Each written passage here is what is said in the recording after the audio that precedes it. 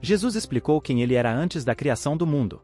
Existem muitos mistérios que Jesus compartilhou conosco. Entre eles estão o que aconteceu antes da criação do mundo. Isso ocorreu em João. A oração mais significativa já feita pela maior pessoa que já existiu é uma oração poderosa. A oração de Jesus em João 17 é um dos capítulos mais significativos de toda a Bíblia. Nela, podemos sentir o próprio coração de Jesus enquanto ele ora ao seu Pai. A Bíblia está cheia de grandes orações dentro dela. Ficamos impressionados com a oração de Salomão, a oração de Abraão e a oração de Moisés, mas essa oração é de longe a maior registrada na Bíblia. Jesus falou sobre a glória e majestade que compartilhou com Deus Pai antes da existência do mundo. Antes de entrar a fundo nessa oração e na história, já lhe peço por gentileza para se inscrever no canal e clicar no botão de gostei, pois assim você incentiva muito o canal a continuar postando e contando histórias da Bíblia. João 17, 1-5. Quando Jesus disse essas coisas, ele ergueu os olhos ao céu em oração e disse: Pai, chegou a hora. Glorifica o teu Filho, para que o teu Filho te glorifique. Assim como lhe deste poder e autoridade sobre toda a humanidade, agora, glorifica-o para que ele possa conceder a vida eterna a todos aqueles que lhe deste para serem seus permanentemente e para sempre. E esta é a vida eterna: que te conheçam, a ti, o único Deus supremo e soberano verdadeiro, e do mesmo modo conheçam Jesus como o Cristo, a quem enviaste. Eu te glorifiquei aqui na terra, concluindo a obra que me deste para fazer. Agora, Pai, glorifica-me junto a ti, com a glória e majestade que eu tinha contigo antes da existência do mundo. Antes da criação da terra estava Deus e Deus tinha majestade com seu Filho. Gênesis contém inúmeros começos, incluindo a criação do homem e outras criaturas, mas é claro que Deus não começa aqui. Deus estava presente no início da Bíblia e está escrito que ele estava presente quando o universo foi criado. Antes da existência de nosso universo, tinha que haver algo ou alguém eterno. E a Bíblia deixa claro que essa pessoa é Deus. As Escrituras realmente nos mostram isso em vários versículos ao longo das Escrituras. A Bíblia ensina que Deus é não criado e eterno em seu ser, e isso significa que ele sempre existiu e sempre existirá. No capítulo 1 de Gênesis, o singular eu é substituído pelo plural Elohim, que significa 3 ou mais deuses. Como resultado, a primeira frase da Bíblia, Gênesis, usa um substantivo plural com um verbo singular. Alguém poderia argumentar que é gramaticalmente incorreto, mas teologicamente correto, implicando que Deus é 3 em 1. A verdadeira oração muitas vezes revela o ser interior de uma pessoa. João 17 é uma oportunidade única de ver a natureza e o coração de Jesus. Nesta oração, Jesus tocará em muitos dos temas desenvolvidos neste Evangelho. Glória, glorificar, enviado, acreditar, mundo, amor. Jesus pede para ser glorificado. Ó Pai, chegou a hora. Glorifica o teu Filho, para que o teu Filho também te glorifique. Antes da hora de glorificação de Jesus ainda não tinha chegado. Agora a hora chegou. Jesus orou primeiro por si mesmo, mas seu pedido não foi egoísta. Sua preocupação consigo mesmo era uma preocupação pela glória do Pai. O Filho só pode glorificar o Pai se o Pai primeiro responder à oração do Filho. Glorifica o teu Filho. Jesus não esperou até sua obra na cruz para glorificar a Deus Pai. Sua vida inteira glorificou a Deus na terra. Jesus glorificou o Pai por toda a sua vida, desde sua circuncisão e dedicação no templo, até seus anos silenciosos de obediência em Nazaré. Jesus glorificou o Pai por meio de sua fé, obediência e trabalho durante os anos de seu ministério terreno. Cada sermão pregado, cada pessoa cega ou doente curada, cada instrução e treinamento para os discípulos, cada confronto com líderes religiosos corruptos, cada pergunta respondida, cada toque amoroso, todos glorificaram a Deus Pai. Então lemos: eu terminei a obra. Jesus, com confiança divina e segurança, viu a obra na cruz como já concluída.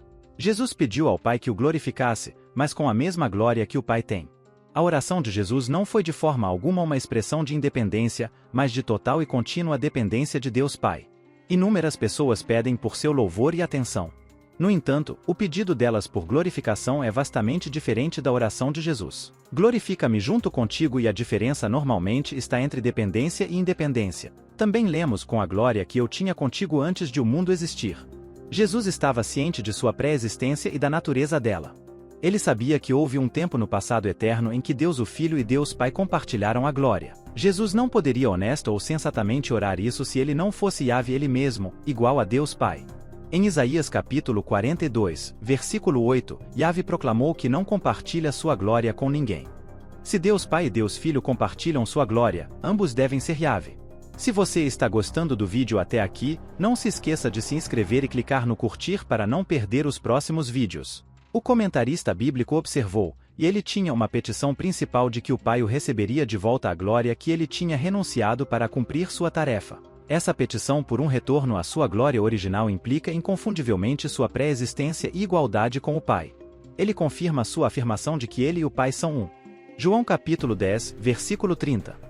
O Evangelho de João enfatizou a glória de Jesus ao longo de seu registro. João teve o cuidado de registrar as muitas maneiras como Jesus se referiu à sua própria glória nesta oração. Os eventos que levaram à crucificação começaram com a traição. A frase, "Agora o Filho do Homem é glorificado", refere-se ao motivo pelo qual Jesus veio ao mundo. Ele morreria e então seria ressuscitado dos mortos como uma expiação substitutiva, o Filho glorificaria o Pai e o Pai glorificaria o Filho. Eles promoveriam a glória um do outro. Destacar a grandeza de Deus é, de fato, o que os cristãos são chamados a fazer. Tudo o que fazemos em pensamento, palavra e ação é para a glória de Deus. Jesus não ora apenas por si mesmo, ele ora por nós. Em João capítulo 17, versículo 24, Jesus diz, "É o Pai, quero que eles também, os que me deste, estejam comigo onde estou e vejam a minha glória, a glória que me deste porque me amaste antes da criação do mundo." Seja o que for que sejamos ou nos tornemos em nossas vidas espirituais, devemos tudo ao Salvador que se deu por nós, que orou por nós para que pudéssemos ser um com Ele e que nos deu um belo exemplo a seguir em nossas próprias vidas de oração. No final, vemos Jesus em sua glória novamente no livro do Apocalipse. No livro do Apocalipse, João foi incumbido de documentar as coisas que havia visto. João vê um Jesus poderoso que não se compara a nenhum homem típico. Apocalipse 1:12 ao 13.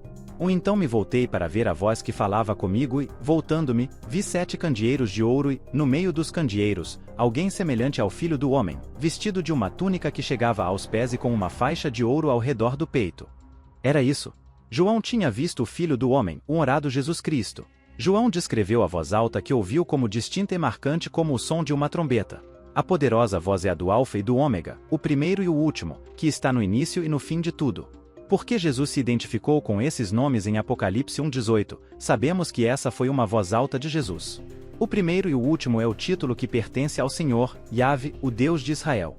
O título Alfa e o Ômega tem a mesma ideia que o primeiro e o último. Este é um dos trechos do Novo Testamento onde Jesus claramente afirmou ser Deus. Podemos apenas imaginar o que passou pela mente de João quando ele se virou. O som da voz que ele ouviu provavelmente não se alinhava perfeitamente com a maneira como ele se lembrava da voz de Jesus. João descreveu como de uma trombeta. Apocalipse 1:10. No entanto, ele sabia que era Jesus por causa da descrição da voz de si mesma como o Alfa e o Ômega. Depois de passar tanto tempo com Jesus ao longo de seu ministério na Terra, João finalmente teve a oportunidade de encontrá-lo cara a cara depois de todos esses anos. A túnica e o cinto podem evocar imagens do sumo sacerdote da Bíblia e também podem implicar que Jesus é o sumo sacerdote de seu povo. A única outra ocorrência de cintos em Apocalipse é no capítulo 15, versículo 6, também dourado, onde é uma imagem sacerdotal para anjos no templo celestial. Assim, Jesus aparece não apenas como rei, mas como sacerdote, uma combinação de imagens que se tornaram familiares ao povo judeu no período dos Macabeus. João continua, sua cabeça e cabelo eram brancos como lã branca, brilhando branco como a neve e seus olhos oniscientes estavam brilhando como uma chama de fogo penetrando em meu ser. Seus pés eram como bronze polido, branco quente, refinado em uma fornalha e sua voz era poderosa como o som de muitas águas. Esta descrição de seus olhos é semelhante à narrativa que temos de um anjo no livro de Daniel. Daniel, capítulo 10, versículo 6. E seu corpo também era como berilo, com um brilho dourado. Seu rosto tinha a aparência de relâmpagos. Seus olhos eram como tochas ardentes. Seus braços e seus pés eram como brilho de bronze polido, e o som de suas palavras era como o ruído de uma multidão de pessoas ou o rugido do mar. Esta descrição de seus membros é semelhante à narrativa que temos de um anjo no livro de Ezequiel. Ezequiel 1:7. E suas pernas eram retas e as solas de seus pés eram como casco de bezerro e eles brilhavam e reluziam como bronze polido. As características angelicais que aparecem na visão de Jesus de João não o colocam no mesmo nível dos anjos. Pelo contrário, provavelmente servem para enfatizar a imensa grandeza de Jesus. Ele não pode ser retratado como menos glorioso do que um anjo glorioso. Olhos como fogo descrevem olhos apaixonados na literatura grega, mas também podem representar os olhos sobrenaturalmente flamejantes de seres divinos ou anjos. O metal brilhante também pode representar a glória de Deus em Ezequiel capítulo 1 versículo 27. No entanto, outras características sugerem que enquanto João retrata a glória de Jesus como não menos do que a de um anjo, certamente é mais do que a de um anjo. O rosto de Jesus também brilha como o sol.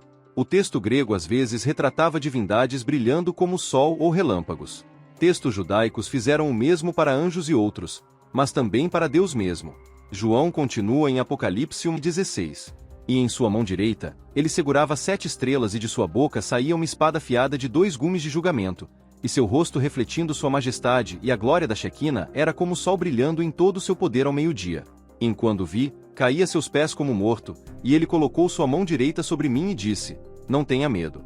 Eu sou o primeiro e o último, a divindade absoluta, o Filho de Deus. Mesmo que João fosse um apóstolo que conheceu Jesus enquanto ele estava na terra, ele foi dominado pela admiração depois de ver essa incrível visão.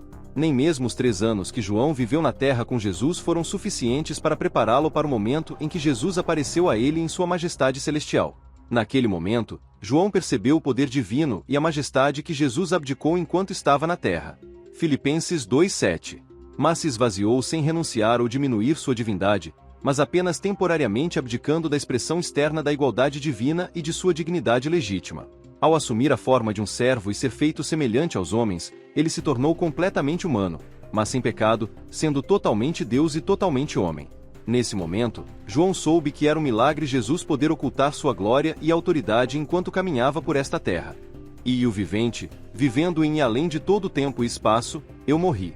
Mas veja, estou vivo para sempre, e tenho as chaves do controle absoluto e da vitória sobre a morte e Hades, o reino dos mortos. Jesus é aquele que viveu e estava morto e está vivo para sempre. Ele possui credenciais de ressurreição e vive para nunca morrer novamente. A vitória que Jesus alcançou sobre o pecado e a morte foi eterna. Ele não ressuscitou dos mortos apenas para morrer novamente. Jesus é o único que possui as chaves de Hades e da morte. Alguns acreditam que o diabo tem autoridade ou poder para decidir quem vive e quem morre. Eles estão obviamente enganados porque apenas Jesus tem as chaves de Hades e da morte. Em sua forma original, Apocalipse era conhecido no grego antigo como Apocalipsis, Apocalipse. A palavra significa uma revelação e desvelamento. O livro do Apocalipse é uma revelação de Jesus Cristo no sentido de que pertence a ele. Ele é quem está fazendo a revelação. Jesus é a pessoa sobre quem o livro nos fala. Por que precisamos de uma revelação de Jesus?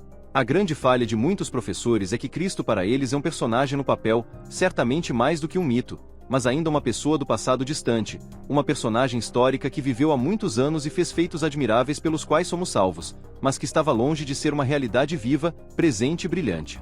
Lemos: e o qual Deus lhe deu para mostrar aos seus servos. Este é um motivo significativo pelo qual Deus escolheu revelar essa informação sobre Jesus Cristo à humanidade. Ele deu para mostrar aos seus servos. Deus revelou essa informação para que pudesse ser compartilhada com outros e não mantida em segredo.